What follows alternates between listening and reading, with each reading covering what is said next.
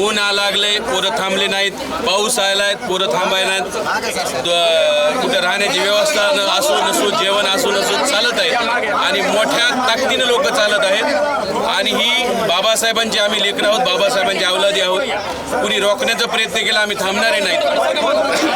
त्या रांजणगावमध्ये काही लोकांनी डिस्टर्ब केला, आम्ही थांबलो नाहीत. त्याला पोलिसांच्या हवाली करून हा लॉंग मार्च पोलीस सरकत चाललेला आहे आणि विजयस्तंभाला पोहोचलेलो आहोत. गॅरंटी आहे का की उपवर्गीकरण थांबेल म्हणून? येस, गॅरंटी आहे. कारण लोकशाहीमध्ये लोकच ठरवतात. 1.5 करोड लोकांना देवेंद्र फडणवीसांनी अंगावर घेऊन आहे. 1.5 करोड लोक आहोत आम्ही. 1.5 करोड लोक जर चढलो तर काय होईल? मेळ लागणार नाही. त्यामुळे 1.5 करोड लोकांच्या नादी लागावं नाही. महाराष्ट्र बंद करण्याची ताकद आम्ही ठेवतो. एक तर मराठी ठेवते, नाही तर महाराष्ट्र ठेवते. आंबेडकरवादी कोणत्या क्षणाला महाराष्ट्र बंद करू शकतात. त्यामुळे देवेंद्र फडणवीसांना आमचं सांगणं आहे की आमच्या नादी खेळू नका. आगीशी खेळणं आहे. आमच्या नादी लागणं म्हणजे आगीशी खेळणं आहे. या भीमा कोरेगावला हा मोर्चा आलेला आहे.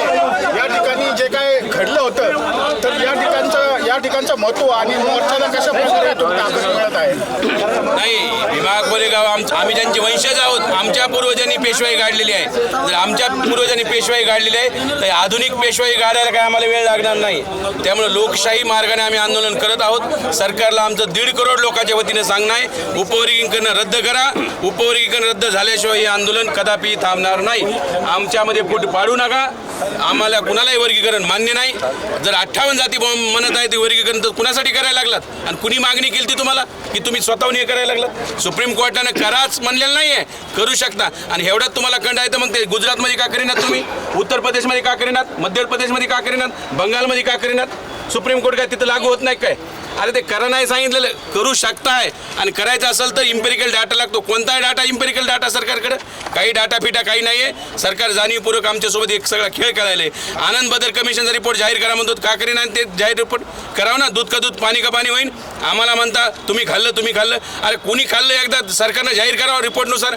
आमच्यावर आरोप लावता काय महाराणी खाल्लं म्हणून? त्यामुळं आनंद बदर कमिशनचा रिपोर्ट अगोदर जाहीर करा. पहिल्यांदा आनंद बदर कमिशनचा रिपोर्ट जाहीर झाल्यानंतर सगळ्या दूध का दूध पाणी का पाणी होईल जाईल. आणि सगळ्या राज्यामध्ये त्या पंजाबमध्ये संख्येनुसार झाले, हरियाणामध्ये संख्येनुसार झाले, त्या आंध्र प्रदेशमध्ये संख्येनुसार झाले. आणि जर इथं जर संख्येनुसार झालं तर काय होईल माहीत आहे? अहो, महाराणांना 8.5% मिळेल. 13पैकी 8.5% आमचा वाटा आहे. मग आमचा फायदा आहे. फायदा असताना आम्ही विरोध ह्यासाठी करायला लागलो की संविधानाच्या विरोधात आहे. आम्ही फायदा आणि तोटा बघून निर्णय घेणारे अवलादी नाहीत. आम्ही बाबासाहेबांचे लेकर आहोत. जी गोष्ट संविधानाच्या विरोधात आहे त्याला आम्ही विरोध राहणार आहे. आम्ही मानवतावादी आम्ही बाबासाहेबांचे लेकर आहोत. आम्ही मानवतावादी लोक.